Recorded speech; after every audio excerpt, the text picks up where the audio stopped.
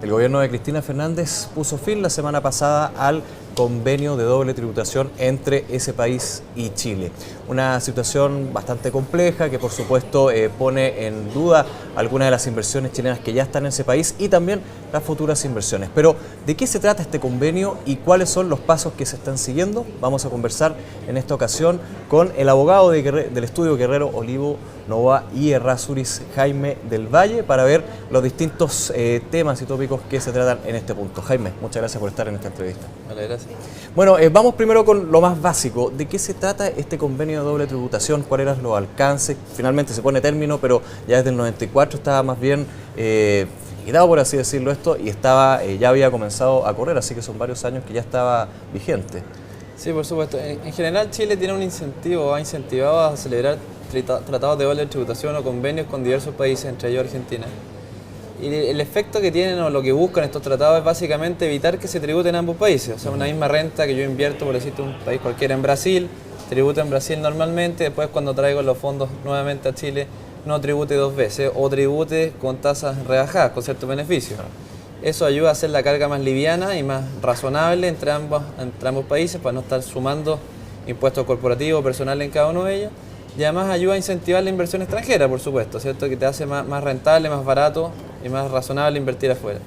Bueno, en el caso de Argentina era un caso bastante particular porque tenemos un modelo diferente y único, que se llama modelo del Pacto Andino. Así es. Diferente al modelo que habitualmente ocupa Chile, que es el modelo de la OECD, junto con el modelo ONU, que mezclan algunos puntos que se trata más para países en vías de desarrollo. Pero el modelo Pacto Andino, que es el único que tenemos vigente con Argentina, es un convenio bien particular donde no mezcla conceptos de tributar a veces de acuerdo a la nacionalidad, otras veces de acuerdo a la fuente, con reglas especiales y con rebajas de tasa, sino que simplemente tributar en base a la fuente productora, que se llama. Y eso es básicamente donde se realiza la actividad, tributa. Perfecto. Yo invierto en Argentina y obtengo ganancias en Argentina, tributo en Argentina y me traigo la plata libre a Chile, lo mismo por supuesto de un argentino que tributa acá. Y otro punto importante que tenía este convenio era que incluía el impuesto patrimonial argentino. Nosotros no tenemos un impuesto patrimonial, en Argentina sí lo existe, y en el año 2003 se incluyó ese impuesto patrimonial dentro del concepto amplio del tratado, me acuerdo, un protocolo modificatorio que suscribió el presidente Lago en aquella oportunidad con Duhalde y que después fue ratificado por Kirchner en el año 2007. Ahí se incluyó que las acciones y los derechos que tuvieran chilenos en Argentina, y hablo exclusivamente en esa dirección porque nosotros no tenemos el impuesto de vuelta, no iban a pagar el impuesto patrimonial. Ya, o sea, el hecho de tener solamente activos en una sociedad anónima argentina, por ejemplo, no estaba grabado con el impuesto patrimonial argentino, el resto del patrimonio tributaba en el país donde estuviera el patrimonio. Jaime, vamos con los efectos, porque claramente se termina con este incentivo. Finalmente, la medida del gobierno de Cristina Fernández corta algo que ya está desde hace varios años y justamente se reflejó en empresas que con mucha fuerza llegaron a Argentina, también capitales argentinos que llegaron a nuestro país, pero obviamente hay un efecto importante en una posible desincentivo por parte de las inversiones. Pero vamos primero en términos de números, de costo. ¿Hay un efecto relevante en este término del tratado? Mira, el boom de las inversiones extranjeras en Argentina fue en los años 90 cuando empezaron las privatizaciones, ¿cierto? Ahí hubo un boom, sobre todo chileno también, de mucha gente se fue a invertir en Argentina y en esa época tributaba exclusivamente en Argentina, de acuerdo a este tratado, y hoy día que podríamos decir que se está reversando un poco esa situación, quizás lo hace ser más analizable desde el punto de vista del gobierno argentino. Ahora, ¿cuál es el real impacto que tiene esto? Bajo nuestra ley de la renta, que no está exactamente igual desde el año 94 ni cuando se inventó el pacto, pero bajo la ley de la renta actual, igualmente los inversionistas chilenos, el contribuyente chileno puede acreditar contra impuestos nacionales impuestos pagados en el extranjero. No cualquier impuesto, es bastante más amplio por supuesto cuando existen tratados, sobre todo dentro del rango OECD o del modelo OECD, pero en general yo cuando repatrio dividendos o utilidades en general, ya, o cuando básicamente dividendos, si es que yo invierto a través de una sociedad, esa sociedad trae a su filial nuevamente los dineros, yo puedo acreditar esos impuestos contra impuestos locales.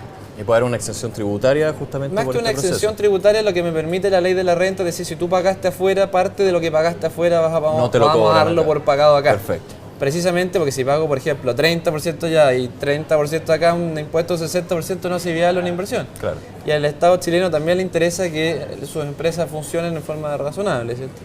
Entonces, no lo haría tan gravoso desde el punto de vista chileno. Eso tiene, por supuesto, límites.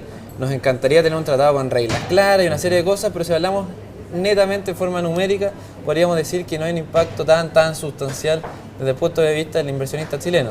Ahora, sí lo hay desde el punto de vista del argentino. Yo no desconozco en detalle la legislación tributaria argentina, pero sí sé que los ingresos que tenían ellos acá y sobre todo el patrimonio que tenían ellos acá, la inversión en sociedades chilenas que no tributaban en el impuesto del patrimonio en Argentina, hoy día va a empezar a tributar. Entonces yo lo veo más como una medida del gobierno argentino de evitar lo que ellos llamaron elusión o evasión tributaria, que no era tal, si estábamos enmarcados dentro de un tratado, por supuesto, pero una elusión tributaria de los argentinos que no estarían pagando impuestos en Argentina porque estaban ocupando estos mecanismos para invertir en nuestro país, que bienvenidos sean, pero se entiende que Argentina quiere restringir en cierta medida esas salidas de capitales. O sea, finalmente podríamos pensar que el peor parado aquí es la industria argentina más que la chilena, dado que se acota un poco el impacto por lo que tú comentas. Si lo miramos desde un punto de vista netamente numérico, podríamos decir que sí. Perfecto. Ahora, esto tiene una serie de externalidades, tanto positivas como negativas, y negativas sin duda que es el tema de qué impuestos me van a cobrar allá, qué va a pasar cuando vuelva, hasta qué punto puedo acreditar esto, si es que voy a tener que pagar por impuesto patrimonial o no.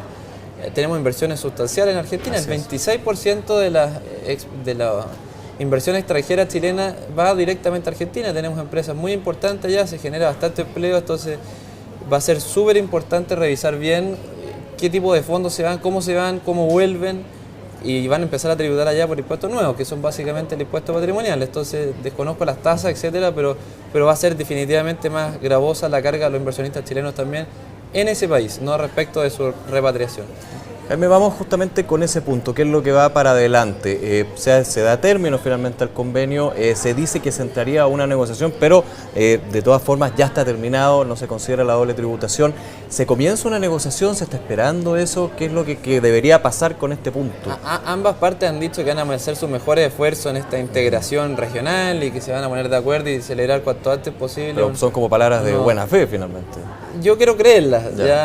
Lo que debiera pasar en forma habitual, quizás no cuando tú haces un cambio de modelo tan radical, pero lo que debiera haber pasado acá es una negociación, que se decide cambiar el pacto por otro, un convenio por otro, ya sea incluso cambiándolo completamente, vamos a reemplazarlo a partir de una fecha, etcétera, dejando a los contribuyentes de ambos países en fondo con las reglas claras y sin la incertidumbre de qué va a pasar más adelante, si viene un tratado o no viene un tratado, etcétera. Entiendo que hubo negociaciones, ya que se trató de avanzar, no se llegó a un acuerdo en puntos específicamente sobre el impuesto patrimonial y sobre el modelo a utilizar, y Argentina decidió denunciar el tratado, ponerle término en palabras un poco más técnicas. Esto se tuvo que hacer antes del 30 de junio precisamente para que tenga efecto a partir del 1 de enero, y veo muy difícil que de aquí al 1 de enero logren negociar un tratado de doble tributación y que este entre en vigencia ratificado por los congresos, etcétera. Uno tiende a pensar de que no vamos a tener ningún tipo de tratado para el ejercicio siguiente. Ojalá no sea así y se logren poner de acuerdo en algo que pueda ser más fácil y más llevadero las inversiones para ambos tipos de contribuyentes. O sea, podríamos pensar que se vuelve a la regla anterior de que... Es la regla general. La regla anterior es la regla general que tenemos con todos los países con que no hay tratado, donde cada país aplica sus impuestos conforme a sus reglas internas y desde el punto de vista de nuestras reglas internas se pueden acreditar con ciertos límites los impuestos pagados en el extranjero contra impuestos locales. Pero claramente podría ser criticada la forma en que se lleva a cabo este denuncio, como dices tú. Sí, bueno, es la forma contemplada en el tratado para ponerle término. Ya ahora todos hubiéramos esperado, y yo creo que para ellos también habría sido lo ideal, haberse puesto de acuerdo en un reemplazo y no tener que ponerle término contra nada. Yo creo que es una medida de presión también, pero también va a ayudar a los gobiernos de ambos países, a Hacienda de los respectivos países y al Ministerio de Relaciones Exteriores a tener más presión por hacer algo luego. Ya, Argentina lo enmarca dentro de una política tributaria mundial en el fondo. Ya le pusieron término al tratado con Austria del año 2008, entiendo que se está haciendo ahora con España. Están tratando de revisar sus políticas internas, no dar beneficios para sacar las platas básicamente. Realmente que no haya un flujo de dinero de Argentina para afuera. Pareciera ser parte de las últimas políticas que hemos visto, que ha sido precisamente de resguardar intereses más bien locales, ¿cierto? Pero pero no lo digo desde el punto de vista negativo tampoco, sino que está bien que lo quieran analizar nuevamente. Son políticas los gobiernos, finalmente. Efectivamente, y bueno, y esperamos con esto salir también mejor parados con un modelo más moderno, más acorde a la OECD, que hoy día somos parte.